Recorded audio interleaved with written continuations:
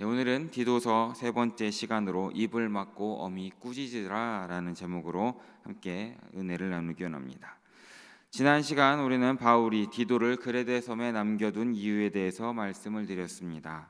두 가지 이유가 있었는데 하나는 남은 일을 정리하기 위함이었고 또 다른 하나는 이제 그레데의 각 성에 장로를 세우기 위함이었다라는 겁니다. 그래서 장로를 세울 때 리더, 지도자를 세울 때 어떤 사람을 세워야 할지에 대해서 말씀을 드렸죠.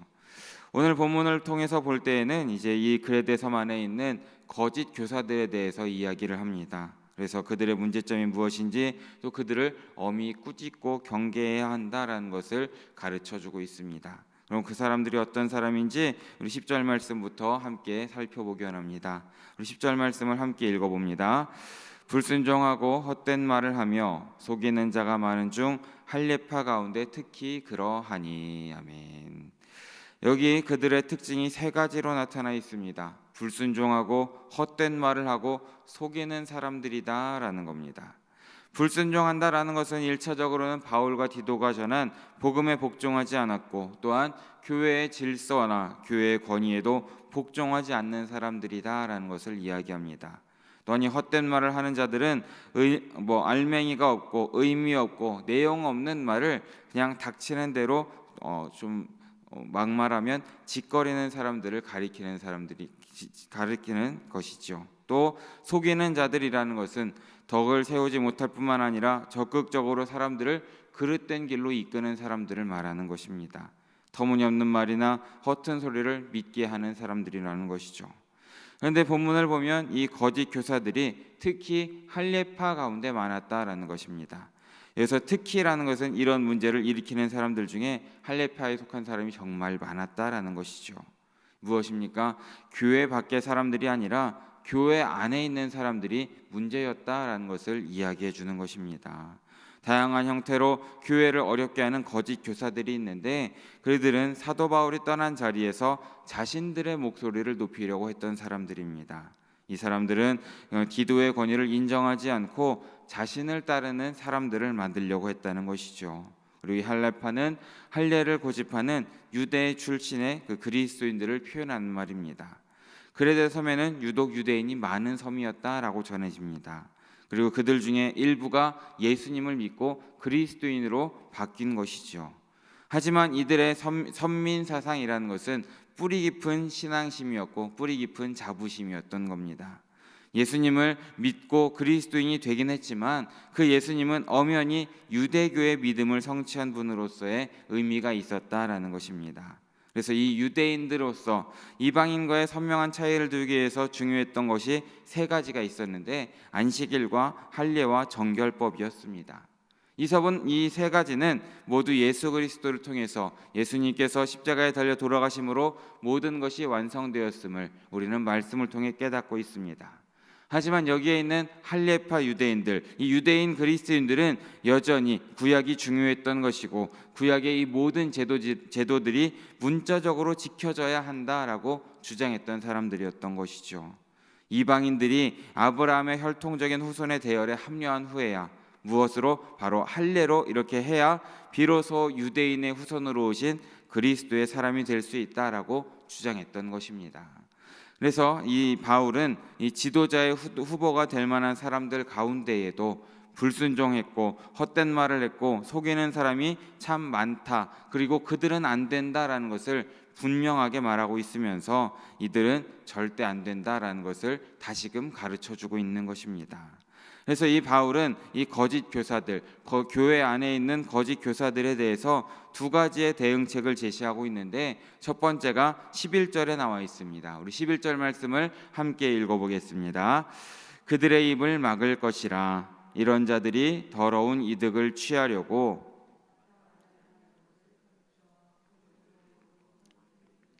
아멘. 무엇입니까? 먼저 가르칠 것은 이들의 입을 막아야 한다라는 것입니다.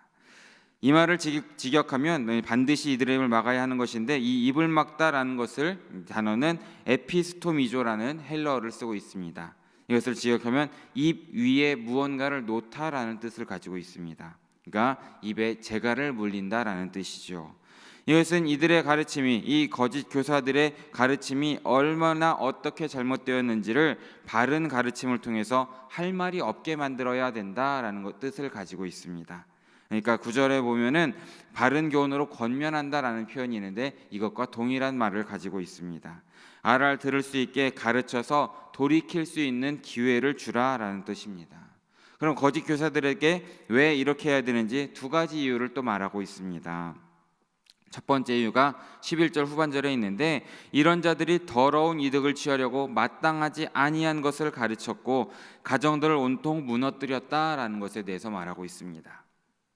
여기서 가정이라는 것은 믿는 성도의 가정일 수도 있고 이 당시에 있었던 가정 교회들에 대해서도 말할 수 있습니다.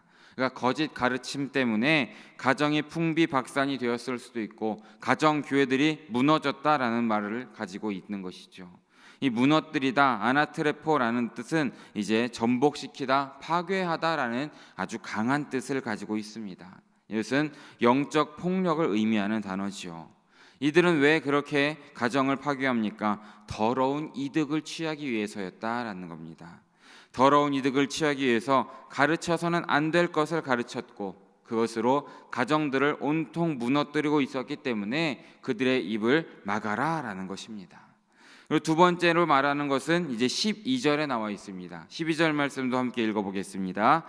그레데인 중에 어떤 선지자가 말하되 그레데인들은 항상 거짓말쟁이며 악한 짐승이며 배만 위하는 게으름뱅이라 하니. 아멘. 이들의 입을 막아야 되는 두 번째 이유는 이 그레데인들은 항상 거짓말쟁이고 악한 짐승이고 배만 위하는 게으름뱅이다라는 것입니다.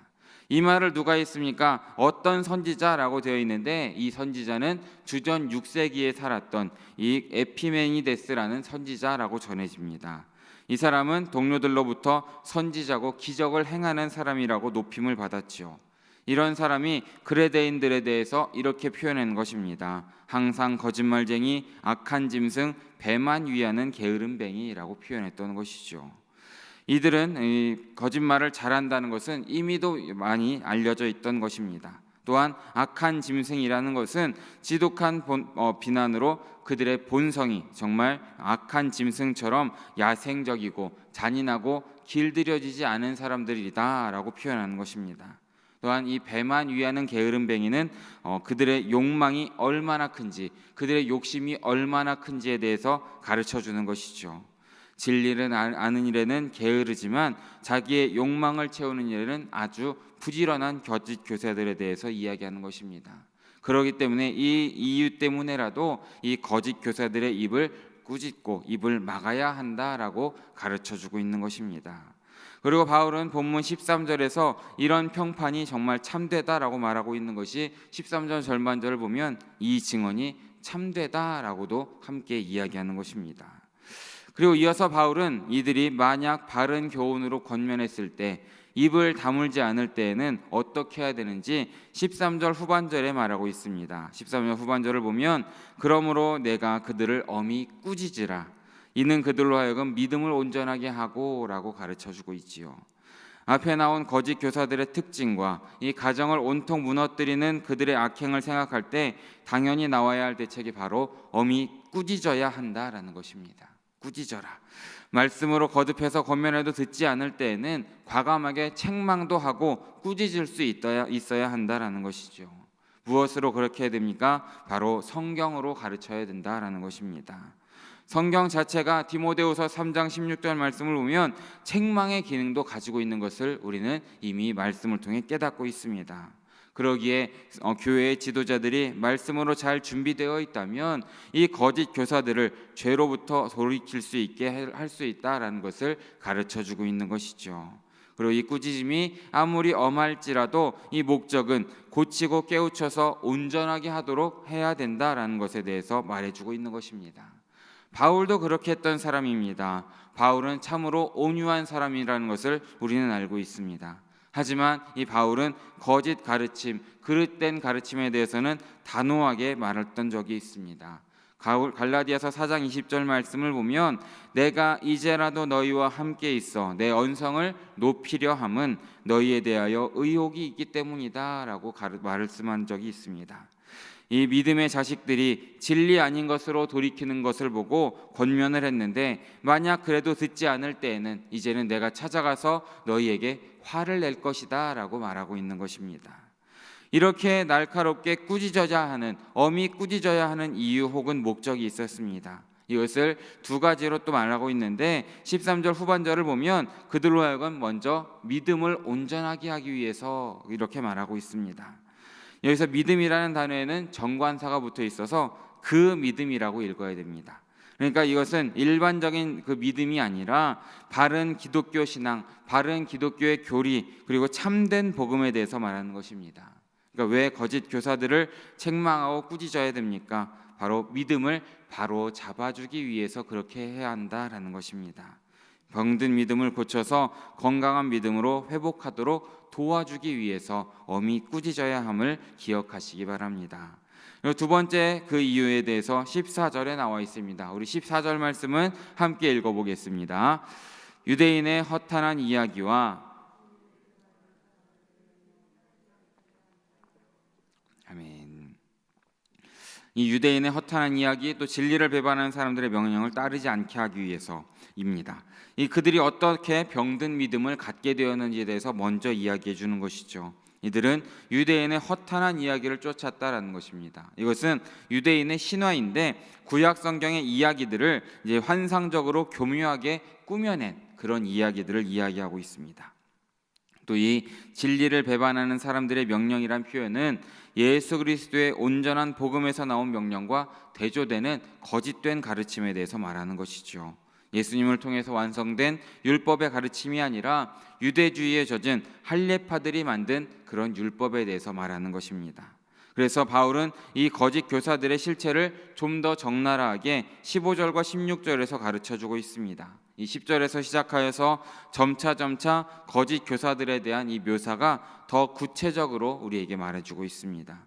교회 지도자들이 이제 교회의 일꾼들을 세울 때 이런 것을 잘 파악해라 라고 지금 디도에게 가르쳐주고 있는 것이죠. 그 거짓 교사들의 본질은 이렇게 말하고 있습니다. 15절 말씀도 함께 읽어보겠습니다. 깨끗한 자들에게는 모든 것이 깨끗하나 더럽고 믿지 아니하는 자들에게는 아무것도 깨끗한 것이 없고 오직 그들의 마음과 양심이 더러운지라. 아멘.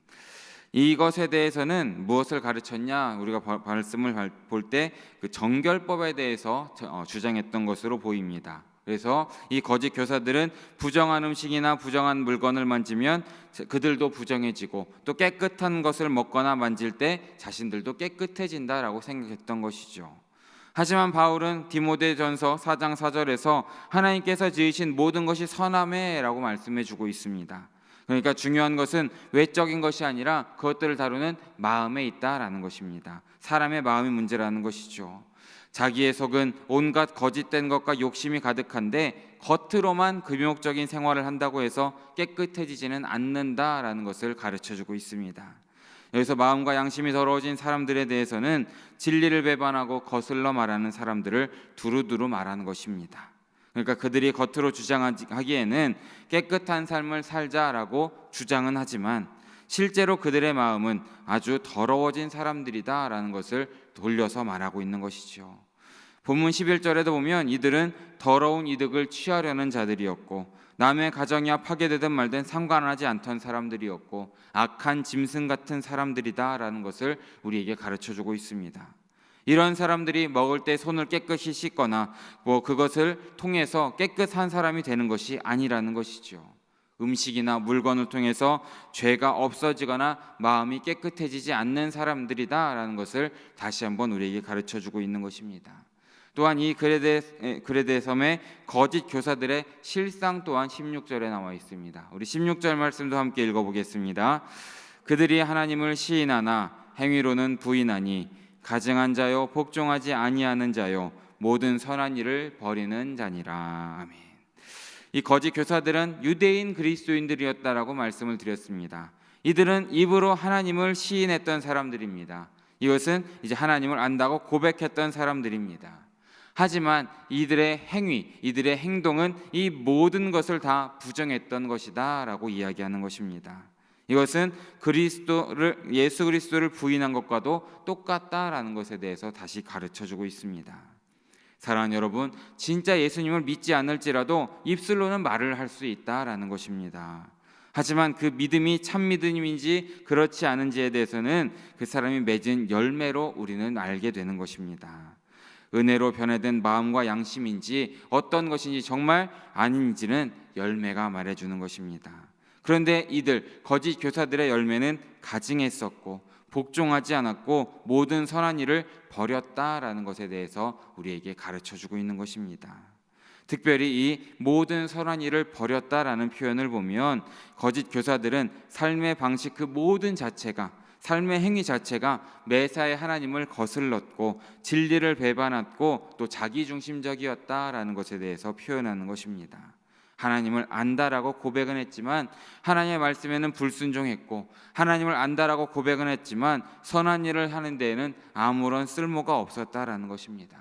그러니까 디모데후서에서 말씀드렸던 것처럼 경건의 모양은 있었지만 경건의 능력은 없는 자들이 바로 이 그레데섬의 거짓 교사들이다라는 것입니다.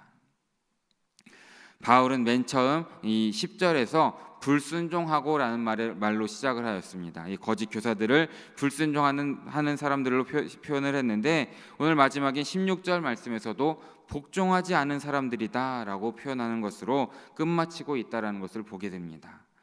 그러니까 이 모든 사람들, 이 거짓 교사들은 입으로는 시인하고 하나님을 알고는 있었지만 자기 우상을 만들었고 자기 소견에 옳은 대로 하고 싶은 대로 살았던 이 사사시대의 이스라엘 백성들과 똑같은 사람들이다라는 것에 대해서 바울은 그렇게 가르쳐주고 있는 것입니다. 사랑하는 여러분, 이렇게 이들은 모든 선한 일을 버린 사람들이기에 우리는 어떻게 이 사람들을 대해야 되겠습니까? 이 거짓 교사들을 이기려면 우리들은 하나님의 말씀으로 무장되어야 됨을 믿으시기 바랍니다. 그래서 그 말씀의 능력을 우리의 삶 가운데 경험해야 되고 그 말씀으로 바른 믿음으로 돌이킬 수 있도록 우리가 가르쳐줘야 된다는 것이죠. 또한 그것으로도 안 될 때는 말씀으로 엄히 꾸짖을 수 있어야 된다라는 것을 믿으시기 바랍니다.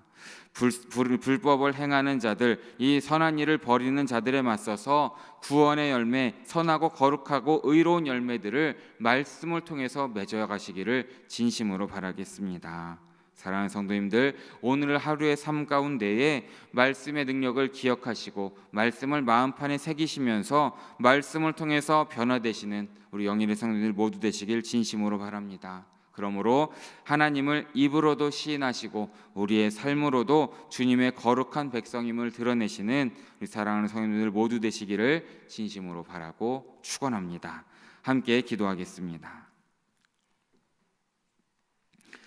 사랑의 주님, 오늘 새벽에도 잊지 않고 나와서 또 각자의 자리 가운데 주님의 말씀을 들을 수 있게 인도해 주심에 너무나 감사드립니다. 주님, 2020년을 마무리하는 이 시기 가운데에 우리의 삶과 우리의 말과 우리의 행동을 다시금 돌아볼 수 있도록 인도하여 주시옵소서. 특별히 우리가 입으로만 주님을 시인하는 삶이었는지를 돌이키길 원합니다. 주님, 우리의 모든 그릇된 삶을 돌이키게 함께하여 주시고 오직 주님의 말씀으로 다시 복음 위에 굳게 서서 주님만을 바라보기 원합니다. 그렇게 하나하나 회복되어가는 우리 모두의 삶이 될 수 있도록 인도하여 주시옵소서. 그렇게 주님께서 맡겨주신 모든 사명도 잘 감당하는 우리의 삶이 될 수 있도록 함께하여 주시옵소서. 모든 말씀 우리와 함께 하시는 예수 그리스도의 이름으로 기도드립니다. 아멘.